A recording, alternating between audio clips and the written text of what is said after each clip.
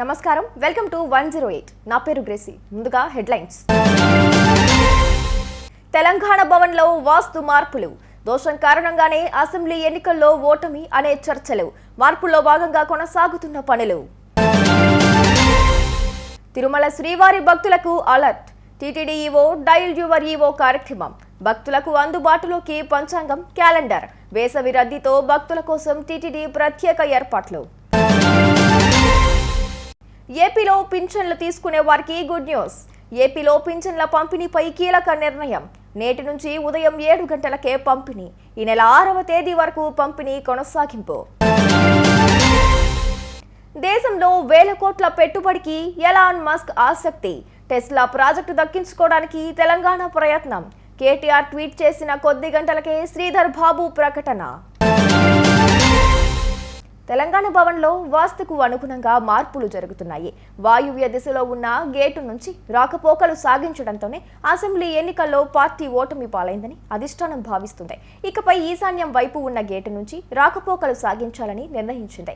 ఈ పనులు పూర్తయ్యాకే కేసీఆర్ తెలంగాణ భవన్లో అడుగు పెట్టనున్నట్లు సమాచారం. తెలంగాణ భవన్ తూర్పు అభిముఖంగా ఉండడంతో వాయువ్య దిశలో ఉన్న గేట్ నుంచి రాకపోకలు సాగుతున్నాయి. దీంతో పార్టీకి అసెంబ్లీ ఎన్నికల నాటి నుంచి గడ్డుకాలం నెలకొందని అధిష్టానం భావిస్తోంది. ఈశాన్యం వైపు ఉన్న గేట్ నుంచి రాకపోకలు సాగించాలని నిర్ణయించింది. ఇక నుంచి ఎంట్రీ వయా ఈశాన్యమే. అందుకు ఎత్తుగా ఉన్న గోడను తొలగించి వాహనాల రాకపోకలకు అనుగుణంగా ర్యాంపును ఏర్పాటు చేస్తున్నారు. అది కంప్లీట్ అయ్యాకే కేసీఆర్ భవన్ కు వచ్చి నేతలతోనూ భేటీ అవుతారని విశ్వసనీయ సమాచారం. BRS head office Telangana Bhavan కు వాస్తు మార్పులు చేస్తున్నారు. అసెంబ్లీ ఎన్నికల్లో పార్టీ ఓటమిపాలైంది. పార్టీ నేతలు ఇతర పార్టీలోకి వలసబాట పట్టారు. కేడర్ సైతం నైరాశ్యంలో ఉంది. వాస్తు దోషం కారణంగానే పార్టీకి కష్టాలు మొదలయ్యాయని పండితులు చెప్పడంతో భవన్లోకి ఎంట్రీ మార్పునకు శ్రీకారం చుట్టినట్లు సమాచారం. పార్లమెంటు ఎన్నికల్లోనైనా మెరుగైన ఫలితాలు సాధించడంతో పాటు పూర్వ వైభవం తీసుకొచ్చేందుకు పార్టీ అధిష్టానం ప్రయత్నాలు చేస్తోంది. గులాబీ బాస్ కేసీఆర్ కు జ్యోతిష్యంపై నమ్మకం ఎక్కువ. ఏ పని చేసినా ముహూర్త బలం చూసుకుని చేస్తుంటారు. అందుకే పండితుల సూచన మేరకు పార్టీ ఆఫీసు ప్రవేశ గేటు మార్పునకు శ్రీకారం చుట్టినట్లు తెలుస్తోంది. నగరంలోని బీఆర్ఎస్ ఆఫీసు తూర్పు అభిముఖంగా ఉంది. దీంతో ప్రధాన గేటు వాయువ్య దిశలో ఉంది. ఆ గేటు నుంచే రాకపోకలు సాగుతున్నాయి. అలా రావడం మంచిది కాదని ఈశాన్యం వైపు ఉన్న గేటును ఇక నుంచి రాకపోకలకు ఉపయోగించాలని నిర్ణయించారు. టీటీడీ ప్రపంచ వ్యాప్తంగా ఉన్న తెలుగు భక్తులందరికీ శ్రీ క్రోధినామ తెలుగు ఉగాది శుభాకాంక్షలు తెలియజేస్తూ తొలిసారిగా తెలుగు క్యాలెండర్ను ప్రచురించనున్నట్లు ఈవో ధర్మారెడ్డి తెలిపారు. వీటిని అమ్మకానికి అందుబాటులో తెస్తున్నట్లు టీటీడీ ఈవో శ్రీ ఏవి ధర్మారెడ్డి తెలిపారు. వచ్చే వారం నుంచి భక్తులకు క్యాలెండర్లు అందుబాటులో ఉంటాయని తెలిపారు. టీటీడీ పరిపాలనా భవనంలోని మీటింగ్ హాల్లో నెలవారీ డైల్ యువర్ ఈవో కార్యక్రమంలో భక్తులతో మాట్లాడారు. వేసవి సెలవుల్లో భక్తుల సౌకర్యార్థం ప్రత్యేక ఏర్పాటును వివరించారు. ఒంటిమిట్ట శ్రీ కోదండరామస్వామి ఆలయ వార్షిక బ్రహ్మోత్సవాలు, వివిధ టీటీడీ ఆధ్వర్యంలోని ఆలయాల్లో ఇతర కార్యక్రమాలకు సంబంధించిన వివరాలను వెల్లడించారు. శ్రీ క్రోధినామ సంవత్సర ఉగాది పర్వదినాన్ని శ్రీవారి ఆలయంలో ఏప్రిల్ 9న వేద పండితులచే ఉగాది ఆస్థానం మరియు పంచాంగ శ్రవణం నిర్వహించనున్నట్లు టీటీడీ ఈవో తెలిపారు. టీటీడీ పంచాంగం ఇప్పుడు తిరుమల, తిరుపతితో పాటు హైదరాబాద్, విశాఖపట్నం, విజయవాడ, చెన్నై, బెంగళూరులోని టీటీడీ సమాచార కేంద్రాల్లో అందుబాటులో ఉందన్నారు. అలాగే 521వ అన్నమయ్య వర్ధంతి వేడుకలను ఏప్రిల్ 5న సప్తగిరి సంకీర్తన గోష్ఠితో నారాయణగిరి గార్డెన్స్ లో ఘనంగా నిర్వహించనున్నట్లు తెలిపారు. ఏప్రిల్ 21, 23 వరకు తిరుమలలోని వసంత మండపంలో టీటీడీ శ్రీవారి సాలకట్ల వసంతోత్సవం నిర్వహిస్తోందన్నారు ఈవో. ఉత్సవాల్లో భాగంగా ప్రతిరోజు ఉత్సవ మూర్తులకు స్నపన తిరుమంజనం నిర్వహిస్తారన్నారు. ఏప్రిల్ 22 ఉదయం శ్రీ మలయప్ప స్వామి అమ్మవార్లతో స్వర్ణ రథంపై భక్తులకు దర్శనమిస్తారని తెలిపారు. ఒంటిమిట్టలోని శ్రీ కోదండరామస్వామి ఆలయ బ్రహ్మోత్సవాలు ఏప్రిల్ 17 నుంచి 25 వరకు వైభవంగా నిర్వహిస్తారని, ఏప్రిల్ 22న శ్రీ సీతారామ కళ్యాణం నిర్వహించబోతున్నట్లు వెల్లడించారు. ఆంధ్రప్రదేశ్లో పింఛన్ల పంపిణీ విధానం గందరగోళంగా మారింది. పంపిణీలో చాలా చోట్ల సమస్యలు కనిపించాయి. సచివాలయాల్లో పింఛనుదారులకు సరైన సౌకర్యాలు కల్పించలేదని విమర్శలు వచ్చాయి. ఈ క్రమంలో ప్రభుత్వం కీలక నిర్ణయం తీసుకుంది.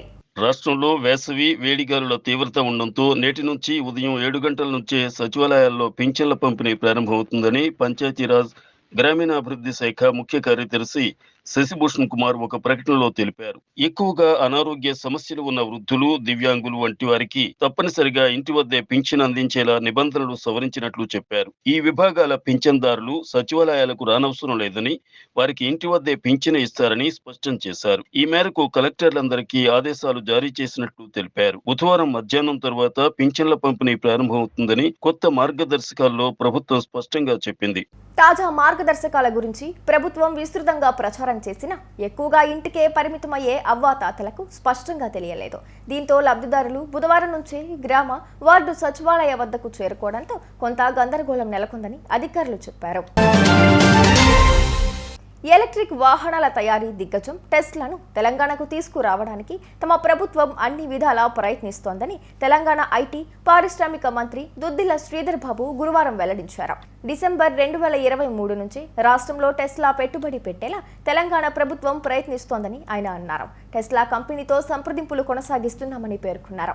మంత్రి శ్రీధర్ బాబు తన పోస్టును ఎక్స్లో టెస్లా చీఫ్ ఎలాన్ మస్క్ కూడా ట్యాగ్ చేశారు. రాష్ట్రంలో స్నేహపూర్వక పారిశ్రామిక విధానాలను అమలు చేస్తున్నాం. భవిష్యత్ అభివృద్ధి ప్రణాళికలకు అనుగుణంగా ప్రపంచ స్థాయి మౌలిక వసతులను కల్పిస్తున్నాం. టెస్లా వంటి ప్రపంచంలోని మేటి సంస్థలు తెలంగాణలో పెట్టుబడులు పెట్టేలా అనుమతులను సులభతరం చేశాం. రాష్ట్రంలో ప్లాంట్ ఏర్పాటు, పెట్టుబడులు పెట్టించేందుకు టెస్లాతో పరిశ్రమల శాఖ, ప్రభుత్వంలోని ఇతర శాఖల అధికారులు నిరంతరం చర్చలు జరుపుతూనే ఉన్నాయని శ్రీధర్ బాబు ఎక్స్ లో పేర్కొన్నారు. కాగా అంతకుముందు బీఆర్ఎస్ నేత ఐటీ శాఖ మాజీ మంత్రి దీనిపై పోస్టు పెట్టారు. టెస్లా కంపెనీ దేశంలో 2 లేక 3 బిలియన్ డాలర్లతో ఎలక్ట్రిక్ కార్ల తయారీ ప్లాంట్ నెలకొల్పేందుకు చూస్తోందని, తెలంగాణ ప్రభుత్వం ఈ అవకాశాన్ని చేజిక్కించుకునేందుకు అన్ని విధాలా ప్రయత్నించాలని మాజీ మంత్రి కేటీఆర్ ఎక్స్ లో గురువారం ఉదయం పోస్టు చేశారు. దీనికి స్పందనగా కొద్ది గంటల్లోనే మంత్రి శ్రీధర్ బాబు ఎక్స్ లో పోస్టు చేయడం విశేషం.